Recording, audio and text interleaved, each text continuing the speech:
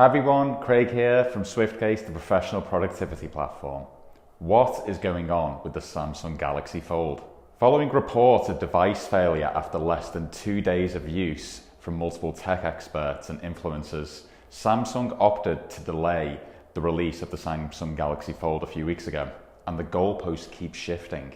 The issues plaguing the device primarily stem from the hinges and the screen.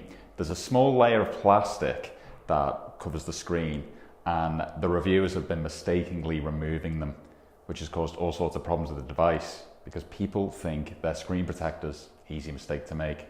As mentioned in our initial report, we were quite wary about getting hold of the device in the first generation, especially at an eye-watering £1,800 retail price, especially when the technology is so new and untested.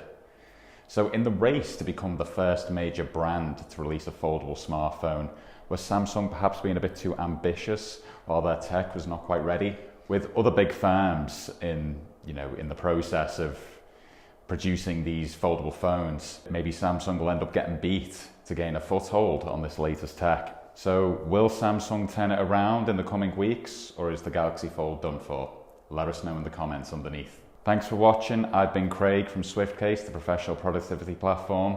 To find out a bit more about what we do, go to www.swiftcase.co.uk or check us out on social media at SwiftCaseUK.